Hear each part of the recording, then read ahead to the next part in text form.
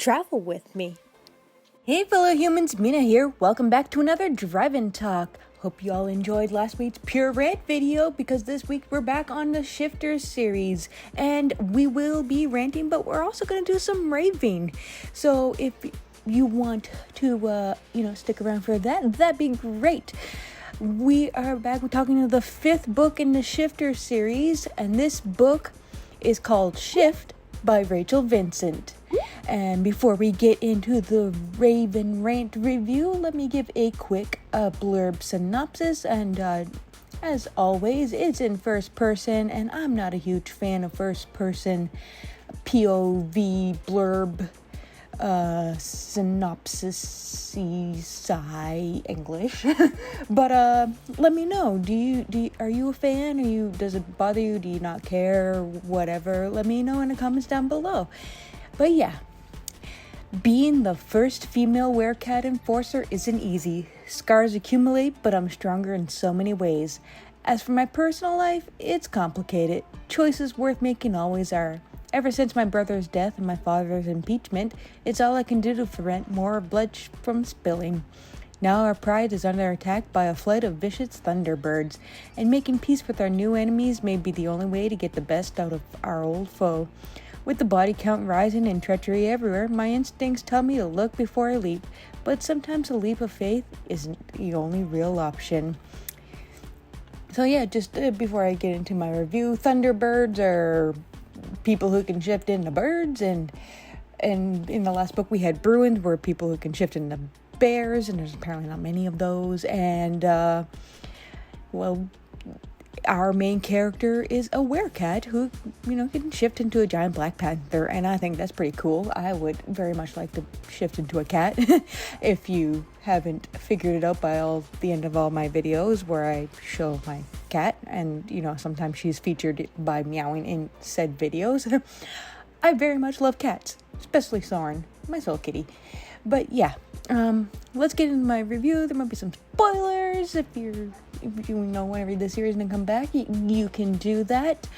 And when I do the review, I'm just gonna kind of do it like point form. So like, this may not make sense if you haven't read the book, but if you had, it will. Anyway, you listen or not, background music or not, you do you. So yeah.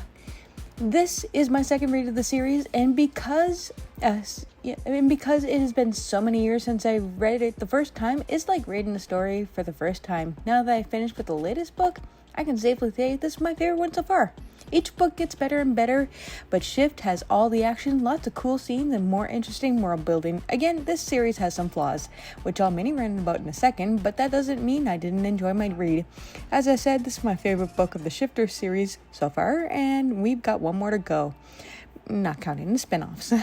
This isn't a flaw or rant. Throughout the series, I've always wondered why the Thunderbirds were called what they were called. Thankfully, this book focuses mainly on the Thunderbirds, and we learn why. It's the sound of their wings flapping, making it noise like thunder. I wonder if they named themselves that. Actually, I wonder if any of the species in the series, werecats, Bruins, Thunderbird, named themselves, or if another species named them. And it stuck. So, point 2, in chapter 2, Ryan, Faith, our main character, brother, is officially on the run after breaking out of his cage in the last book and didn't come back until Ethan's funeral at the end of Prey. And no one questioned him about how he got out or anything when he was there or bothered to recapture him. So since he's returned for the funeral, I assume they put him back in the cage or do something with him, but apparently they didn't since he's on the run again.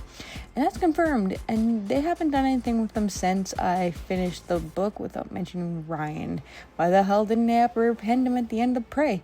Or at least ask him how he got out? This is such a weird plot point, and it bothers me. It's kind of a nitpick, but yeah, I guess I'll have to wait to see if Vincent does anything with them in the last book. I know I read the series before, but like I said, it's been so long, I forgot most of anything that happened, so I can't recall what happened to Ryan in the last book. Point 3, I wonder... I brought this up in a previous review of the series, but I'm glad someone finally lost a job due to absence. I brought this up as a point in a previous review, but I'm so happy to see this plot point come into play now. However, on the next page, they mention using up vacation days. That makes sense. However, they are running out of them, which also makes sense.